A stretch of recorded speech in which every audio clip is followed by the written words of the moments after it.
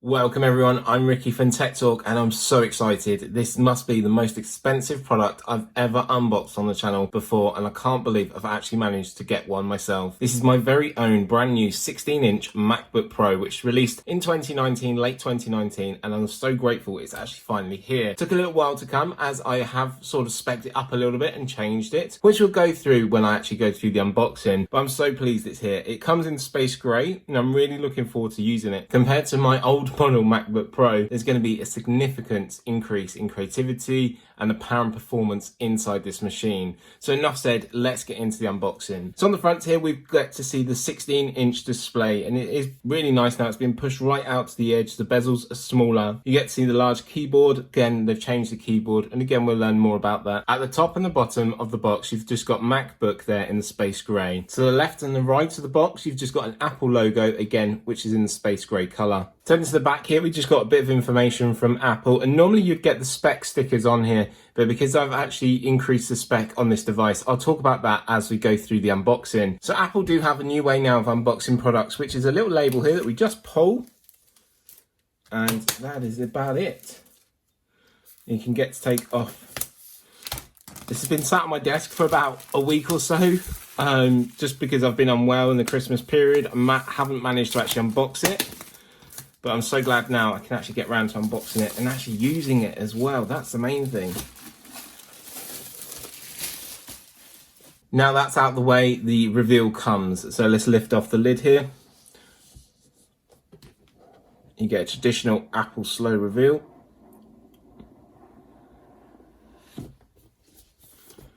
Just going to sit that to the back up here. Sat on top is my brand new MacBook Pro, and believe me, my MacBook is a 13-inch 2014 model, so coming up to 6 years old, and this is just amazing to have. So sat on top is my brand new MacBook, and I can't wait to use it. I really can't. I hope you can tell my excitement for this. It's hard. I haven't changed it for such a long time. So underneath is our power connection cable here, which is USB-C to USB-C now, which is new. Again, something different for me. I've got to get used to the USB-C connections on this device. We have designed by Apple in California, so some paperwork here. Let's see what paperwork we get. So inside our paperwork, first of all, are some Apple stickers here in a space grey colour, which I think looks amazing. You've got your MacBook Pro, so this is going to be like a fingertip guide here, just telling you a little bit about your new MacBook. But again, if you need any help, just drop a comment down below. You know I'm more than happy to help.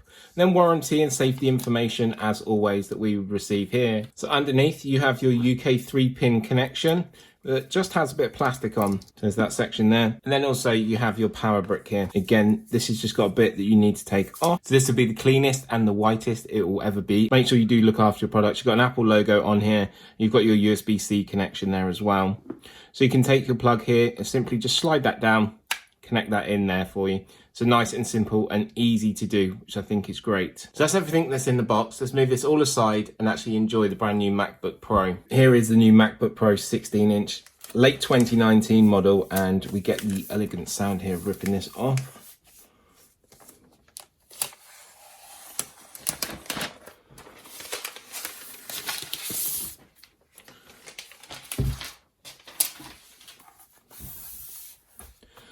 And here is our new model, and I can't wait to use it. But before we get it actually open and then set up together, let's actually go through the specs that I have on this model. So it is a 16-inch version MacBook Pro in space grey. The processor, I've gone for a 2.4 gigahertz, 8-core, 9th generation Intel Core i9 processor, which will be turbo boosted up to 5 gigahertz. It has the AMD Radeon Pro 5500M with 8 gigabytes of GDR6 memory for graphics performance, which is really going to help when we move into Final Cut Pro full time. Also, it has 32 gigabytes of 2666 megahertz DDR4 memory inside, so your RAM. 1 terabyte of SSD storage, as I have loads of portable SSD storage, and of course it's a 16-inch Retina display with True Tone. It also comes with Touch ID and also the new touch bar that I've never used before, and 4 Thunderbolt 3 ports, which I'm really looking forward to using. Next step is to open it up and go through the setup phase together. So now we've switched round, we're ready to open up our brand new MacBook Pro, and traditionally these normally boot up when you first open them, so that's why I want to try and capture it here. So I'm just going to lift the lid.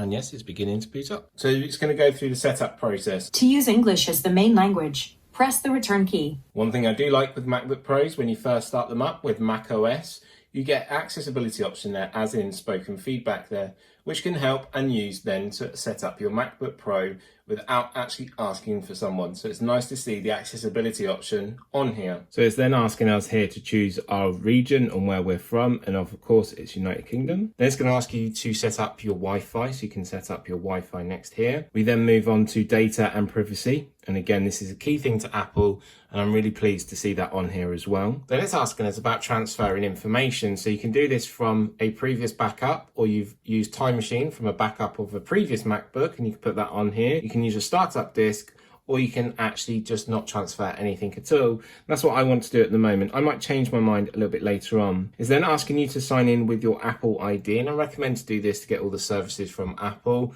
And if you normally buy a MacBook Pro, you normally already have an Apple ID. If you don't, you can actually sign up for one as well. We then have terms and conditions, which you need to agree to. Then we move on to actually setting up and customizing your computer account. Then it's going to ask you about iCloud and connecting with iCloud. Then it's talking about Find My, so you can find your devices. Again, I highly recommend that you use this service. Then it says about Express the setup, so you can go a little bit quicker here. So it wants you to allow for locations for different services. Again, that's okay. And then also Apple Analytics, so it gets to know the data and how you use your device. Again, this is okay because Apple's privacy policy is quite strict and quite good. Then we move on to screen time, so seeing the amount of times you actually spend on your device at any one point, certain things you're actually more focused on compared to others, and then also you can watch for children as well. Really handy thing to use, and I also use that on my iOS device, so that's fine. To use Siri, again, yes, I would like to use Siri. Then we move on to whereabouts you're going to store your files. For me, I want to store them on the computer or a separate hard drive. I don't want them in iCloud, so I'm going to actually untick both of these. So that's file and your desktop, and then also photos. Then we have file vault, disk encryption. Again, I use this as standard. Then we move on to Touch ID, which is also your power button. So if I just bring this up here, it utilizes the touch bar straight away, just letting you know what you need to do to actually activate your Touch ID and set it up. And this is a separate now, as well as what the escape key is, which is really handy. So this was a bit like what you used to do with the old Touch ID on the iPhones and the iPads, which may be coming back in 2020. We'll have to wait and see. But obviously this will help with payments and logging into accounts as well. So Touch ID is ready to go, which is really handy, really quick. Again, this is where the Touch ID is utilized for payments. So Apple Pay, you can use that here. And again, I'm going to set up the process now. I have a list of all my cards come up there, which I'll go through the setup later on, just so you don't get to see everything. So moving on, it's asking us to choose our look and how we want our desktop to look. So you have the light, the dark, or the auto, where it automatically changes throughout the day. I'm actually going to go for the auto option. It is running macOS Catalina straight out of the box, which is really good to know. And I'm looking forward to testing all the new features, because my previous MacBook Pro has lost a lot of features now through major OS updates, just because of the sheer age of it. It's sort of just dwindled away. So as well as the iPhones and the iPad, this has a True Tone display, and you can toggle it on and off to see the difference. I think the camera is actually picking it up, so you can see. We're going to leave this on. I want to use True Tone display and set up your Mac. I think it's all done. So it's just finishing up, setting up here, and we're ready to go. Just the trackpad alone down here is absolutely really big, which is really handy. So that means it's just so much working area and surface to use. So our 16-inch MacBook Pro is all set up and ready to use, and I'm looking forward to really testing it out. So delving in, let's talk about some more key details of our brand new MacBook Pro 16-inch version. So it is a 16-inch Retina display with an LED powered backlight. It has a True Tone display option, which I think is really good, which helps depending on your light source as well, so it automatically changes, and I showed you during the setup phase. It has 500 nits of brightness, which means it can work well in bright sunlight. It has a P3 wide color gamut, which is true to life images, which means when I'm actually editing photos in Adobe Photoshop and other options, it means that the images will come to life and I can really see the colors I want to portray on my images when it comes to sharing. As you may remember, with previous MacBook Pro variants, they received some thermal throttling issues. This model has an advanced new thermal design which allows for the Intel Core i9 processor with 8 cores and 16 threads of processing power, which we have, which can sustain for higher performance for longer periods of time. Now, I think that's a real improvement, and I'm really glad I waited to get a model that has changed and offers a new advanced thermal design. When it moves on to graphics, pairing with your processor, this uses the AMD Radeon Pro 5000M series. Obviously, I have the 8GB variant, which is the 5500. So please just watch out for that when you're going to purchase. Coming to your keyboard now, which is a new Magic keyboard, which features a re-refined scissor mechanism with 1mm of travel. So I'm really looking forward to actually using the keyboard, and I've used it a little bit over the last couple of days while I've actually been making this video, and it's actually really enjoyable to use. The travel time is really quick, seems to have no sticky key issues, it seems to just work fluidly and easily as what I expect it to do. Also, with this MacBook Pro compared to my previous one, I've got a couple of other new options here. One being the touch bar, which is so new to me and so intuitive that you can use and changes and adjust depending on the applications that you are using it with. When a different application is up, it will change and adjust. So when you're in Mail, it will automatically change. For when you're in Safari, it will change, which I think is really interesting. You can change music, you can change brightness. You've got quick options as well to go and change different things, to jump into your spaces, to jump into all of your applications. I really like that. Also, you can use Siri. So just press Siri icon there and Siri comes up. Another new thing for me that I am used to previously in the iPhone and also the iPads was Touch ID. So Touch ID is there, which is your power button. It's a separated button, and the actual touch bar will indicate when you need to use this, and it tells you why you're actually using your Touch ID. So Touch ID is great for payments and accessing your MacBook and also your accounts that use Keychain and save your passwords. Also, with this redefined MacBook Pro 16-inch variant, there is a dedicated escape key, which is right next to the touch bar on the top left-hand side. So it means you can quickly escape out of what you're doing. Also, with the keyboard, it offers an inverted T arrow keys for manipulating your way around if you so want to. So moving on to speakers now and your audio quality. This is where I see a massive improvement compared to my 13-inch MacBook Pro. So the 16-inch version offers a 6-speaker sound system, which sounds absolutely amazing. I'm going to play a little bit of an audio track for you now.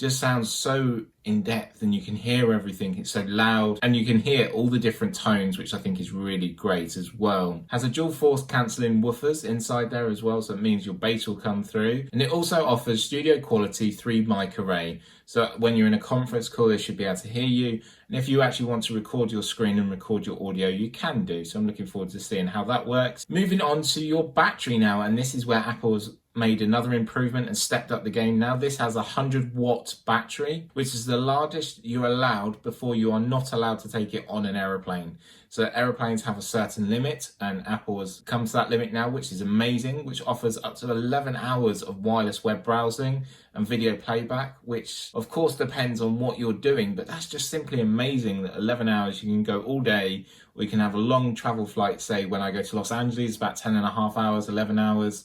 I can do my work and enjoy what I want to do. Obviously, that's not actual web browsing, but I could do editing, or I can sit back and watch a film, or two actually, or three, on that long journey. Also, please remember, security is a key thing to Apple, and this provides an Apple T2 security chip for next generation of security, and it'll keep all of your information private, and of course looking after your privacy, which I'm really grateful for. Then moving on, we have the Thunderbolt 3 combines ultra high bandwidth with the ultra versatility of USB-C, which is an industry standard. So we have 4 of them on here, so we've got to get used to using dongles or adapters. That's okay, I've been used to that now. And someone did say to me, oh, you're not going to like it, but it's fine. We have a couple of products to show anyway, coming up really soon. And it can support up to 40 gigabits of data transfer, which is amazing, and support up to 2 6K displays. So that's the brand new Apple Pro Display XDRs. You could have 2 of them if you want, running off this one machine, which is amazing. Obviously, I can't afford that. That is an amazing option to have there. Yes, you still haven't got an SD card option, which a lot of content creators and creators will like, and professionals that use this MacBook. You could easily use an adapter, so that's not too bad in my mind. Then all of this, so I've talked about the hardware. What about the software? And the software is powered by macOS, which I'm so used to now. I really enjoy. It's intuitive, works for me. I like Apple programs and I like the Apple software that it offers. I use the Final Cut Pro now. I did have it with my MacBook Pro 13-inch variant. It was struggling, but now I can use that full time on here. But this comes with the macOS Catalina, and I'm really looking forward to actually using it. And hopefully I get to actually go and visit Catalina Island one day, because it's not too far from my family in California. So enough said, that's all the key details there about the MacBook Pro 16-inch variant, which is late 2019. And of course, in 1 to 2 months' time, we'll do a review. And of course, I'm going to look at accessibility as well. So thanks always for watching. I hope you've enjoyed this video, and I hope you find it instructive and intuitive. If you're left with any questions or queries, please drop a comment down below and I'll be more than happy to help. Thanks always for watching, and from me, Ricky, I will see you very soon. Bye for now.